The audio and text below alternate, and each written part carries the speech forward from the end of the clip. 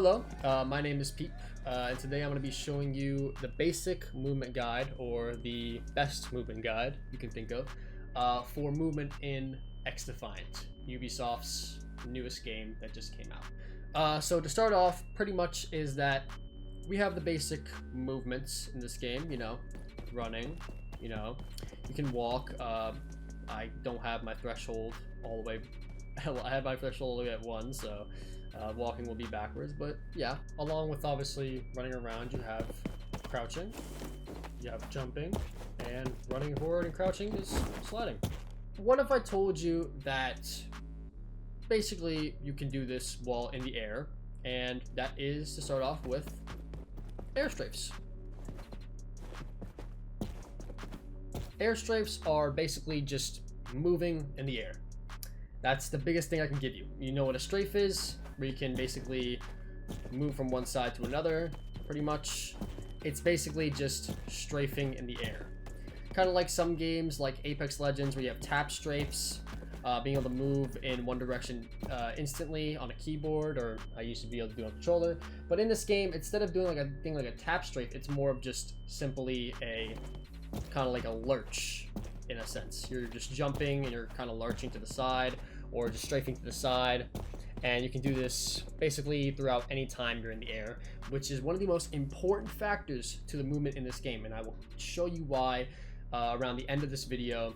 But let's get on to the basic movement tech of what is used in this game. The basic movement tech that we should start out with is slide jumps. Slide jumps are the basic movements of just on your controller or any type of buttons, sliding and jumping. Simple. Sliding and jumping. You do not want to spam slide jumps together. You do not want to spam slide jumps together, because you will move like a slug and eventually you will just stop. You cannot do that in any way, besides maybe at least 2-3 slide jumps until you're pretty much maxed out, because eventually your character will start moving slower, and that is simply due to the momentum and basically kind of like stamina in this game, as your character will be taking longer to start up and move faster again. Now, obviously with slide jumps, the other thing I want to go over mainly with these slide jumps is actually momentum slide jumps. Usually when you jump and then slide jump right after, there is a little bit more distance that you will get within your slide jump, due to not only momentum of hitting the ground, but also in general of just getting a farther distance and basically just moving from one place to another way better than just a regular slide jump will do you. Now, obviously, you can do this with higher heights. You can get kind of a damage boost effect on these jumps when you're from higher heights that will give you fall damage. Particularly in some maps like Liberty, a little bit of fall damage, like in that one pit in like right side, on the right side, or kind of like the one pitted side of the map where the ship is.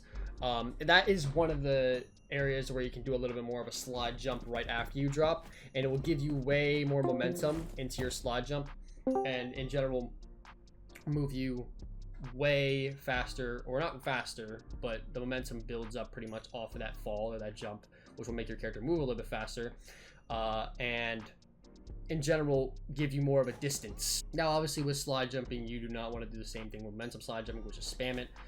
You can't really spam it. These are actually a little bit more bigger on your momentum and your speed, of course, and it's just not great to spam these buttons. All right, after doing both of these movements, the main thing I want to go after this, and to add on to this, is b-hops. So b-hops are pretty simple, just jumping, just jumping. Pretty much land, jump, time to jump right. You can do it like that. This is used to move from side to side. A lot of people do this in fights. It's very efficient, but you do want to keep these jumps to a minimum, because you want to maintain momentum, of course. The max, I would say, is probably 2 jumps, and then your character, after those amount, will start moving slower. So like if I was to do slide jump, jump, jump, slide, jump, jump, jump, it's a little slower. In general, I'm able to move faster again if I do a slide, jump, jump, and move faster again. My momentum doesn't take long to gain again, compared to, a You know, something like a slide, jump, jump, jump, jump, and I get slower. So I'll keep your jumps probably to a maximum of 2 in those. You can definitely go to 3, obviously, but again, you just like anything in this game, when it comes to slide jumps or momentum slide jumps or b-hopping, you do not want to spam these in a row because you will eventually lose momentum, or not lose momentum, but you will take a longer time to get your startup run, and in general, just lose speed overall. The next type of movement tech I want to show is mantle jumps. In this game, obviously, you can mantle. Anybody can mantle. You can do it off of higher ledges, of course. You can also jump into these higher ledges as well to mantle again. I kind of just did it right there, but mantle jumps. Basically, when you come off of a mantle, you can jump right after, and this will give you, obviously, your kind of like jump effect in the air. And I don't know if there's any real contributing factors outside of this, but it's just something that can change up the game, give you higher momentum over your opponent when you're trying to fight them. So, for example, if I just killed somebody right here and there's somebody coming across, imagine there's like a wall or something like right here.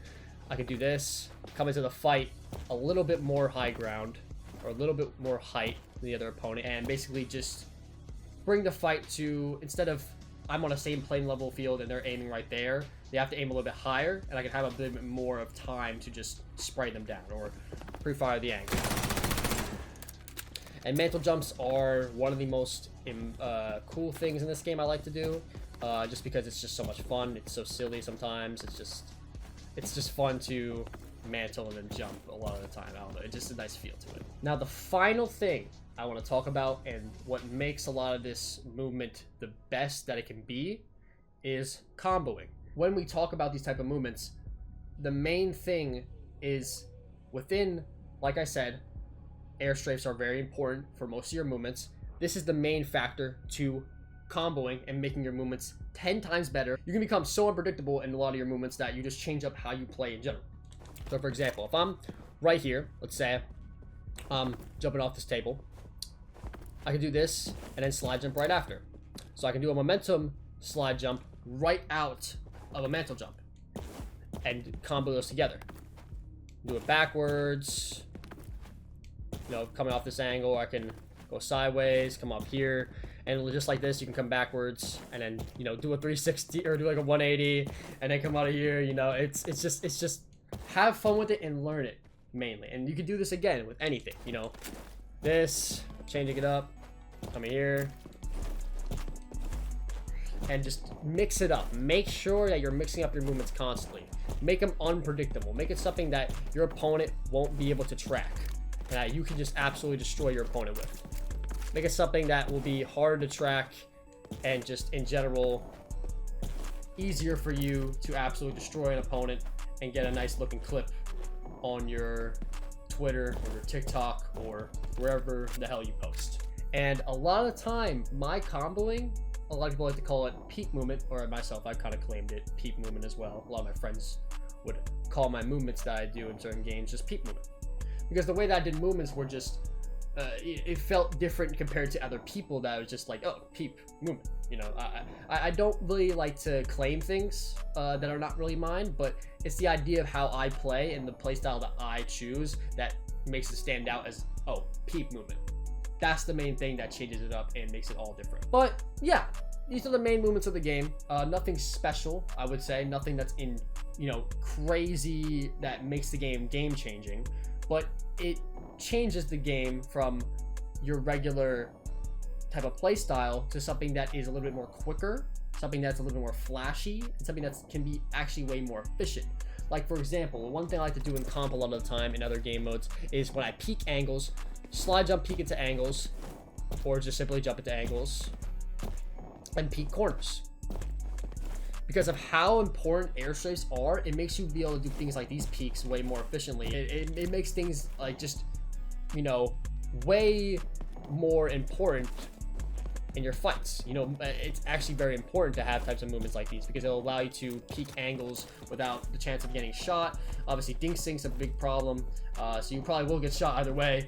But it's the main thing that peeking these angles, it's just it's something that will change your whole play style and the way you play in general, and just make you 10 times a better player than you usually are. And obviously, I don't really have to go on it, but centering, when you're coming off a fucking movement, please center onto your target. If I have a rabbit right here, I want to be able to center back onto him when I'm ready to fight him. Obviously, you're not fighting a rabbit, but if I'm coming off a slide jump, don't just slide jump, do random stuff, and like just think that you're gonna aim right back on him. Because what if you don't? Oh, now you're aiming over here, or you're aiming back at him. Oh, maybe you do. Maybe you're just better at centering. Maybe you're able to do like flashy stuff like this. Because I do flashy stuff like this, so I can center back onto my target. But it's just the main thing you have to understand is that if you're gonna do these types of movements and you try to do something and you mess it up completely, and you go center back on your target, that's something you need to get better at. You need to be able to center back onto your target. It's a big thing in a lot of games in general. You want to be able to center your target and do that off of movements. It's one of the most important things that I can probably tell you as well. But yeah, that's pretty much it. That's all I can really give.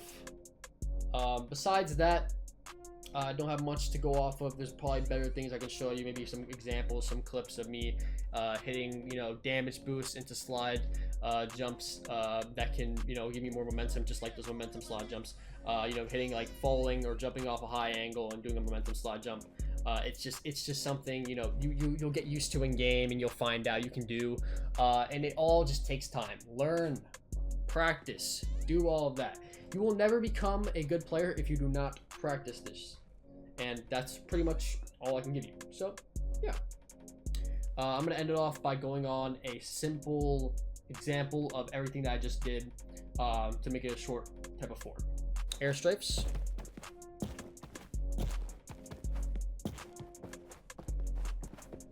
Slide jumps.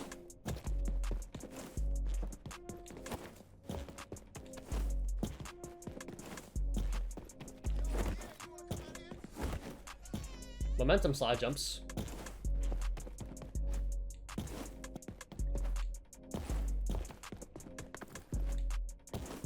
B-hops.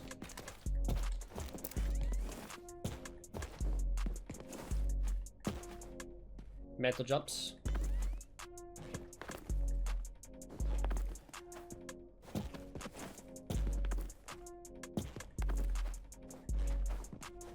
Combo it.